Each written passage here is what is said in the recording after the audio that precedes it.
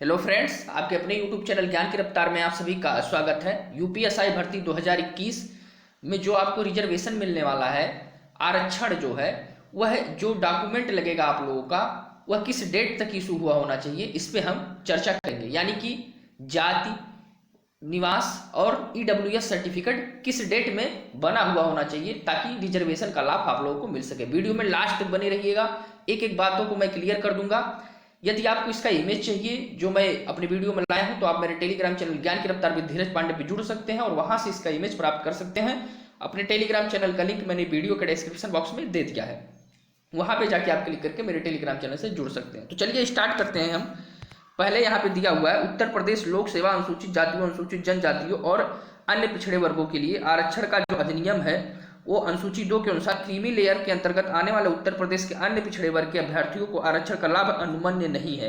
ये creamy layer क्या कहना चाहता है, ये बहुत ज्यादा इसको समझने की आपको जरूरत नहीं है। बस ये जानिए कि जो ओबीसी सर्टिफिकेट बनता है कास्ट वाला, वो 8 लाख आपकी वार्षिक आय 8 लाख या उससे ज्यादा नहीं होनी चाहिए। उसी के हिसाब से आपको ओबीसी का रिजर्वेशन मिलता है। इससे ज्यादा यदि आपकी इनकम होती है तो आपको उस ओबीसी का जो रिजर्वेशन है सर्टिफिकेट का, वो मान्य नहीं होता है।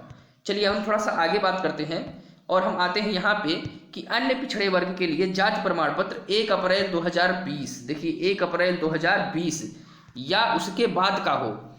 आप लोग का जो ओबीसी वाले हैं उनका जो जाति प्रमाण पत्र होना चाहिए, ध्यान से सुन लीजिए, 1 अप्रैल 2020 या उसके बाद का हो, परंतु अभ्यर्थी द्वारा इस भर्ती हेतु आवेदन करने की तिथि की निर्गत होनी चाहिए। मतलब कि अभ्यर्थी द्वारा आवेदन करने की अंतिम तिथि जो है 30/4/2021 को आवेदन करने की स्थिति में जाति प्रमाण पत्र दिनांक 30/4/2021 तक निर्गत होना चाहिए। ओबीसी वाले ध्यान से सुन लें कि इनका जो सर्टिफिकेट है कास्ट वाला यानी जाति प्रमाण पत्र वाला, वो 1 अप्रैल 2020 या उसके बाद का होना चाहिए। और किसके पहले का होना चाहिए, तो 30 अप्रैल के पहले का होना चाहिए। क्यों? क्योंकि 30 अप्रैल 2021 आपके आवेदन की लास्ट डेट है। उस आवेदन की लास्ट डेट से पहले आपका कास्ट सर्टिफिकेट बन जाना चाहिए। इस बात को ध्यान से समझ लीजिएगा। 1 मई या 2 मई का कास्ट सर्टिफिकेट आप लोग का मान्य नहीं होगा। आगे बढ़ते हैं हम।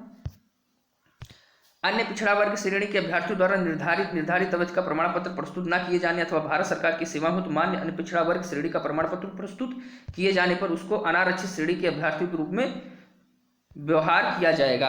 अनारक्षित श्रेणी के रूप में व्यवहार किया जाएगा यदि वह अपना सर्टिफिकेट नहीं पेश कर पाते हैं तो। अब हम आ जाते हैं आर्थिक रूप से कमजोर वर्ग वालों पे, ईडब्ल्यूएस कैटेगरी पे। आर्थिक रूप से कमजोर वर्ग के अभ्यर्थी को आरक्षण का लाभ लेने के लिए आर्थिक रूप से कमजोर वर्ग के अभ्यर्थी होने का स्वयं घोषणा पत्र, निर्धारित प्रारूप 5 तथा आर्थिक रूप से कमजोर वर्ग का आय एवं पर संबद्ध प्रमाण पत्र। इसको छोड़ते हैं, थोड़ा सा हम दिनांक पे आते हैं। जो इंपॉर्टेंट दिनांक डेट है आपकी 1 अप्रैल 2020 या उसके बाद का हो, परंतु अभ्यर्थी द्वारा इस भर्ती हेतु आवेदन करने की तिथि तक निर्गत होना चाहिए। वही सेम चीज कि ईडब्ल्यूएस वालों के लिए भी 1 अप्रैल 2020 के बाद का होना चाहिए, लेकिन 30 अप्रैल के पहले का होना चाहिए। 1 अप्रैल 2020 के बाद का हो, लेकिन 30 अप्रैल 2021 से पहले का हो। यानी कि 1 मई 2 मई को आपका ये आवेदन जो लिया जाएगा 30 अप्रैल तक, इसके पहले ही आपका जो है ईडब्ल्यूएस सर्टिफिकेट बन जाना चाहिए। निवास की भी मैं बात करूंगा। अभी आपका ये कास्ट सर्टिफिकेट और ईडब्ल्यूएस की बात हुई है, मैं निवास पे आता हूँ। वीडियो में लास्ट तक बने रहिएगा, सारी चीजें क्लियर हो जाएंगी। आरक्षण आयु में छूट का लाभ चाहने वाले उत्तर प्रदेश के आरक्षित श्रेणी के अभ्यर्थी आवेदन में अपनी श्रेणी अवश्य अंकित करें तथा निर्धारित प्रारूप पर सक्षम अधिकारी द्वारा जारी प्रमाण पत्र आवेदन करने से पूर्व प्राप्त कर लें एवं उनसे अपेक्षा की जाए तब वे विषय प्रस्तुत करें। थोड़ा सा हम आगे बढ़ते हैं, जो कि आप लोग की दिया हुआ है निवास प्रमाण पत्र के बारे में। लंबवत क्षैतिज आरक्षण की दावेदारी के समर्थन में जिला अधिकारी सक्षम अधिकारी द्वारा निर्गत है। अब यहाँ पे मूल निवास होने के संबंध में निवास प्रमाण पत्र यानी कि जिसको डोमिसाइल सर्टिफिकेट प्रस्तुत करना अनिवार्य होगा, जिसके अभाव में अभ्यर्थी का आरक्षण का लाभ अनुमन्य नहीं होगा। आपको निवास प्रमाण पत्र भी बनवाना पड़ेगा, इस बात को ध्यान दीजिएगा, इस बात का ध्यान दीजिएगा। जाति प्रमाण पत्र में अंकित निवास स्थान को निवास प्रमाण पत्र नहीं माना जाएगा। यदि आप ऐसा सोच रहे हैं कि आपकी जाति प्रमाण पत्र में आपका निवास यानी विलेज गांव वगैरह का नाम दिया हुआ है, उसी को निवास प्रमाण पत्र मान लिया जाए, तो ऐसा नहीं माना जाएगा। ऐसा नोटिफिकेशन में दिया हुआ है। यदि कोई अभ्यर्थी एक से अधिक श्रेणी में आरक्षण का दावा करता है तो उसे केवल एक ही आरक्षण का लाभ मिलेगा जो उसके लिए ज्यादा लाभकारी होगा। जो आपके लिए ज्यादा लाभकारी होगा वही आरक्षण आपको दे दिया जाएगा। आरक्षण की दावेदारी के समर्थन में संबंधित मूल प्रमाण पत्र प्रस्तुत न किए जाने पर यह अवधारणा की जाएगी कि अभ्यर्थी आरक्षण का दावेदार नहीं है, यानी कि जब आपके पास सर्टिफिकेट नहीं रहेगा तो आपको आरक्षण से बाहर कर दिया जाएगा तथा आपकी दावेदारी निरस्त कर दी जाएगी। यदि अभ्यर्थी अनारक्षित श्रेणी की समस्त पात्रताओं को पूरा करता है तो अनारक्षित श्रेणी के अंतर्गत मानते हुए भर्ती प्रक्रिया में सम्मिलित कर दिया जाएगा। आपको आरक्षण नहीं मिलेगा, लेकिन आपको जनरल कैटेगरी में रख दिया जाएगा यदि आप जनरल कैटेगरी की सारी जो पात्रताएं हैं वो पूरी करते हैं। तो अब थोड़ा सा हम इस पे आते हैं कि जिसके पास जॉब हो वो क्या करेगा। जो अभ्यर्थी केंद्र या राज्य सरकार की सेवा में सेवारत है, उन्हें आवेदन करने से पूर्व अपने सेवा योजक से निर्गत अनापत्ति प्रमाण पत्र, जो कि नो ऑब्जेक्शन सर्टिफिकेट होता है, वह उनको बनवाना पड़ेगा।